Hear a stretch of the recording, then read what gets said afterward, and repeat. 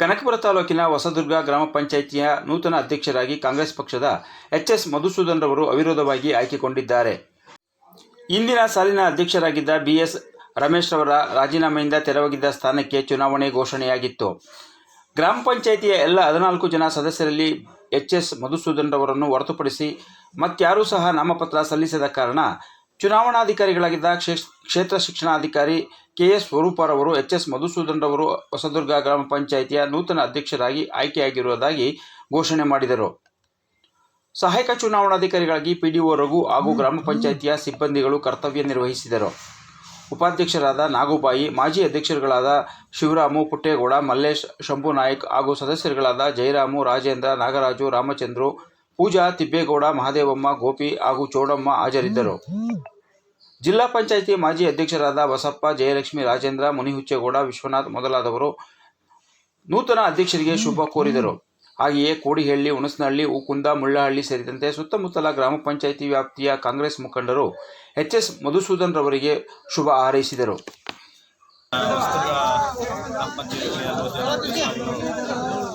ಆಯ್ಕೆ ಮಾಡಿದಂಥ ನಮ್ಮ ಶ್ರೀಯುತ ಮುಖ್ಯಮಂತ್ರಿಗಳಾದ DK ಶಿವಕುಮಾರ್ ಸಾಹೇಬರಿಗೆ ಮತ್ತು ಸಂಸದರಾದಂಥ ಮಾಜಿ ಸಂಸದರಾದಂಥ ನಮ್ಮ ನೆಚ್ಚಿನ ನಾಯಕರಾದ ಸುರೇಶ್ ಅವರಿಗೆ ಹಾಗೂ ಜಿಲ್ಲಾ ಪಂಚಾಯತ್ ಮಾಜಿ ಸದಸ್ಯರಾದ ಬಸಪ್ಪನವರಿಗೆ, ಶಿವಕುಮಾರಿಗೆ ಹಾಗೂ ನಮ್ಮ ಎಲ್ಲ ಕಾಂಗ್ರೆಸ್ ಮುಖಂಡರು ಧನ್ಯವಾದಗಳನ್ನು ತಿಳಿಸುತ್ತಾ,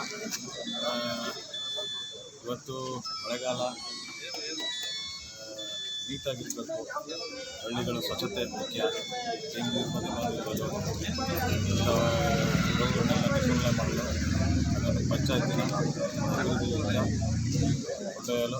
ನನ್ನ ಕೈಲಾದಷ್ಟು ಶ್ರಮ ವಹಿಸುತ್ತೇನೆ.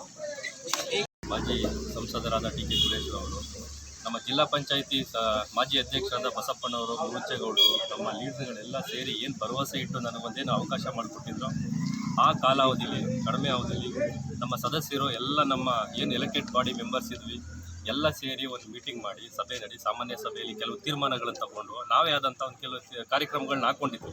ಕಡಿಮೆ ಅವಧಿಯಲ್ಲಿ ನಾವು ಏನೇನು ಕೆಲಸ ಮಾಡ್ಬೋದು, ಏನು ನಮ್ಮ ಪಂಚಾಯತಿಗೆ ಆದ್ಯತೆ ಏನು ಕೆಲಸ ಕೊಡ್ಬೋದು ಅಂತ ಮೊದಲನೇದಾಗಿ ಕುಡಿಯೋ ನೀರಿಗೆ ಆದ್ಯತೆ ಕೊಟ್ವಿ, ಸ್ವಚ್ಛತೆಗೆ ಆದ್ಯತೆ ಕೊಟ್ವಿ. ಅದರ ಜೊತೆಗೆ ಈಗ ಮಕ್ಕಳಲ್ಲಿ ಗ್ರಾಮಾಂತರ ಪ್ರದೇಶದಲ್ಲಿ ಸರ್ಕಾರಿ ಶಾಲೆಗಳು ಮುಚ್ಚೋ ಸ್ಥಿತಿಲಿತ್ತು. ಆ ಮುಚ್ಚೋ ಸ್ಥಿತಿಲಿದ್ದಂಥ ಸಂದರ್ಭದಲ್ಲಿ ಏನು ನಮ್ಮ ಉಪಮುಖ್ಯಮಂತ್ರಿಗಳಾದ DK ಶಿವಕುಮಾರ್ದ ಕಾನ್ಸೆಪ್ಟ್ ಇತ್ತು, ಪಂಚಾಯತಿ ಪಬ್ಲಿಕ್ ಶಾಲೆಗಳು ಮಾಡಬೇಕು, ಏನು CSR ಫಂಡ್ಗಳನ್ನ ಬಳಸ್ಕೊಂಡು ಸಿಟಿಲಿರೋ ಓದುವಂಥ ಮಕ್ಕಳಿಗೆ ಏನು ಸವಲತ್ತು ಸಿಗ್ತದೆ, ಹಳ್ಳಿಲೂ ಕೂಡ ಅಂತ ಉತ್ತಮವಾದ ಗುಣಮಟ್ಟದ ಶಿಕ್ಷಣ ದೊರಕಬೇಕು ಅಂತ ಹೇಳಿ ಒಂದು ಕಾನ್ಸೆಪ್ಟನ್ನು ಕೊಟ್ಟಿದ್ದರು. ಯಾವುದೇ ಪಂಚಾಯತಿಲಾಗಲಿ ಸ್ಥಳ ಗುರುತಿಸ್ಕೊಡಿ, ನೀವು ಸ್ಥಳ ಗುರುತಿಸ್ಕೊಟ್ರೆ ಅಲ್ಲಿ ಪಂಚಾಯತಿ ಪಬ್ಲಿಕ್ ಶಾಲೆ ಮಾಡೋಕ್ಕೆ ಏನೇನು ಬೇಕು ಎಲ್ಲ ಸವಲತ್ತು ಕೊಡ್ತೀವಿ ಅಂತ ಅವ್ರ ಸೂಚನೆ ಮೇರೆಗೆ ನಮ್ಮ ಪಂಚಾಯತಿಲಿ ಜಾಗ ಗುರುತಿಸಿದ್ವಿ. ಅದಕ್ಕೆ ಕಟ್ಟಡನೂ ಅಪ್ರೂವಲ್ ಆಗಿದೆ. CSR ಫಂಡಲ್ಲಿ ಪ್ರೆಸ್ಟೀಜ್ ಕಂಪ್ನಿಗೆ ಒಂದು 10 ಕೋಟಿ ರೂಪಾಯಿ ವೆಚ್ಚದಲ್ಲಿ ಕಟ್ಟಡನೂ ಅಪ್ರೂವಲ್ ಆಗಿದೆ. ಅದಕ್ಕಿಂತ ಮೊದಲೇ ಕಟ್ಟಡ ಕಂಪ್ಲೀಟ್ ಆಗೋಕ್ಕಿಂತ ಮೊದಲೇ ಏನು ನಾವು ಈಗಾಗಲೇ ಪಂಚಾಯತಿ ಪಬ್ಲಿಕ್ ಶಾಲೆ ಮಾಡಬೇಕು ಅಂತ ಅವ್ರ ಹತ್ರ ನಾವು ಮನವಿಯನ್ನು ಸಲ್ಲಿಸಿದಾಗ ಜಾಗ ವಿಚಾರ ಬಂದಾಗ ಈಗಾಗಲೇ ನಿಜಲಿಂಗಪ್ಪ ಅವ್ರ ಕಾಲದಲ್ಲಿ ಕಟ್ಟಿದಂಥ ಕಟ್ಟಡ ಇದೆ, ಒಂದು 500 ಜನ ಮಕ್ಕಳು ಓದುವಷ್ಟು ಸ್ಥಳಾವಕಾಶ ಇದೆ. ಅಲ್ಲೇನು ಒಂಚೂರು ಅದನ್ನು ರಿನೋವೇಷನ್ ಮಾಡಿಕೊಟ್ರೆ ಅಲ್ಲಿ ಮಕ್ಳಿಗೆ ಅವಕಾಶ ಸಿಗ್ತದೆ ಅಂತ ಹೇಳಿದಾಗ ಅದನ್ನು ಸಾಹೇಬರು ಬಂದು ಖುದ್ದು ಜಾಗ ಪರಿಶೀಲನೆ ಮಾಡಿ ಆ ಕಟ್ಟಡನ ತುಂಬ ಅದ್ಭುತವಾಗಿ ನವೀಕರಣ ಮಾಡಿಕೊಟ್ಟಿದ್ದಾರೆ. ಈಗೆಲ್ಲ ನೀವು ನೋಡಿದ್ರಿ, ಈಗಾಗಲೇ ಒಂದು 80 ಜನ ಇದ್ದಂಥ ಶಾಲೆಯಲ್ಲಿ 250 ಜನ ಮಕ್ಕಳು ಓದ್ತಿದ್ದಾರೆ. ಪಂಚಾಯತಿಯಿಂದನೇ ಪಂಚಾಯತಿ ಪಬ್ಲಿಕ್ ಶಾಲೆ ಅಂತ ಮಾಡಿದ್ದೀವಿ, ಬಸ್ ವ್ಯವಸ್ಥೆ ಮಾಡಿಕೊಟ್ಟಿದ್ದೀವಿ. ಗೌರ್ಮೆಂಟ್ ಸ್ಕೂಲ್ ಮಕ್ಕಳು ಬಸ್ಸಲ್ಲಿ ಬರ್ತಿದ್ದಾರೆ ಎಲ್ಲ ಮಕ್ಕಳು. ಇದು ನಮ್ಮಲ್ಲೇ ಮೊದಲಲ್ಲ. ಈಗ ಏಳುಗಳ್ಳಿಲಿ ಉಯ್ಯಂಬಳ್ಳಿ ಪಂಚಾಯತಿಲಿ HK ರವೀಣ್ ಅವರು ಇದನ್ನು ಮಾಡೆಲ್ ಆಗಿ ಮಾಡಿದರು. ಅದನ್ನು ಆದರ್ಶವಾಗಿ ತಗೊಂಡು ಅವ್ರ ಮಾರ್ಗದರ್ಶನದಲ್ಲಿ ನಾವು ಮಾಡಿದ್ದೀವಿ. ಏನೇನು ಸವಲತ್ತುಗಳು ಬೇಕು ಅಂತ ಮಾಡೆಲ್ ಆಗಿ ಅಂಗನವಾಡಿಗಳು ಸ್ಮಾರ್ಟ್ ಅಂಗನವಾಡಿಗಳು ಮಾಡಬೇಕು ಅಂತ ಒಂದು ಡಿಜಿಟಲ್ ಲೈಬ್ರರಿ ಆಗಿದೆ. ಪಂಚಾಯತಿ ಬಿಲ್ಡಿಂಗ್ಗೆ ಈಗಾಗಲೇ ಕನ್ಸ್ಟ್ರಕ್ಷನ್ ಸ್ಟಾರ್ಟ್ ಆಗಿ ಏನು ಅದು ನೆನೆಗುದಿಗೆ ಬಿದ್ದಿತ್ತು ಸಾಹೇಬರು ಗಮನಕ್ಕೆ ತಂದು ಒಂದು 70% ಈಗಾಗಲೇ ಕಂಪ್ಲೀಟ್ ಫುಲ್ಫಿಲ್ ಆಗಿದೆ. ಸ್ವಲ್ಪ ಇನ್ನು 30% ಕೆಲಸ ಇದೆ. ಶೀಘ್ರದಲ್ಲೇ ನಮ್ಮ ಮಧುಸೂದನ್ ಅವರ ಅಧ್ಯಕ್ಷತೆಯಲ್ಲಿ ಅದನ್ನು ಸಹ ಕಂಪ್ಲೀಟ್ ಮಾಡಿ ಒಂದು ಡಿಜಿಟಲ್ ಲೈಬ್ರರಿ ಮಾಡಿದ್ದೀವಿ. ಸಮುದಾಯ ಶೌಚಾಲಯ ಮಾಡಿಕೊಟ್ಟಿದ್ದೀವಿ, ಅವಶ್ಯಕತೆ ಇದೆ ಅಂತ. ತಂಗುದಾಣಗಳನ್ನ ಮಾಡಬೇಕು ಅಂತ ಪ್ಲಾನ್ ಮಾಡಿ ಒಂದು ಮಾಡೆಲ್ ಆಗಿ ತಂಗುದಾಣ ಮಾಡಿದ್ದೀವಿ. ಹೀಗೆ ಹಲವಾರು ಕಾರ್ಯಕ್ರಮಗಳನ್ನ ಮಾಡ್ಕೊಂಡಿದ್ದೀವಿ.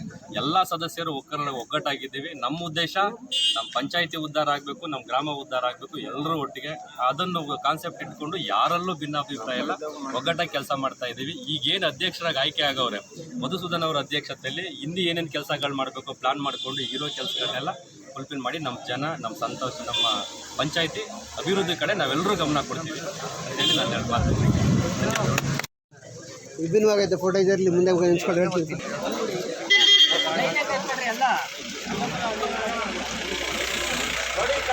ಇದನ್ನು ಕರ್ಕೋಬೇಕಾಯ್ತಾ?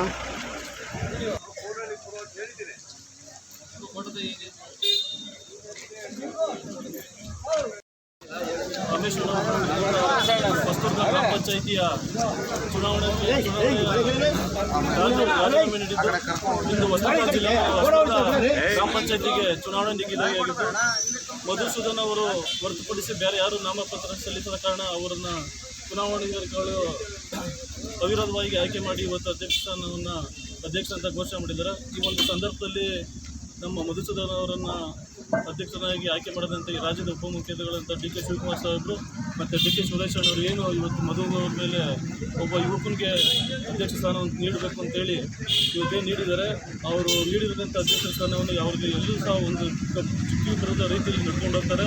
ಹಾಗೆಯೇ ಎಲ್ಲ ಗ್ರಾಮ ಪಂಚಾಯತಿ ಸದಸ್ಯರು ಒಟ್ಟಿಗೆ ತಗೊಂಡೋಗೋ ಕೆಲಸವನ್ನು ಮಧುಸೂದನ್ ಮಾಡ್ತಾರೆ ಅಂತ ಈ ಒಂದು ಸಂದರ್ಭ ನಡೆದ ಮತ್ತೊಮ್ಮೆ ಹೊಸದುರ್ಗ ಗ್ರಾಮ ಪಂಚಾಯತಿಗೆ ನೂತನವಾಗಿ ಆಯ್ಕೆಯಾದಂಥ ಮಧುಸೂದನ್ ಧನ್ಯವಾದಗಳು ತಿಳಿಸ್ತಾ ಹಾಗೆಯೇ ಒಂದು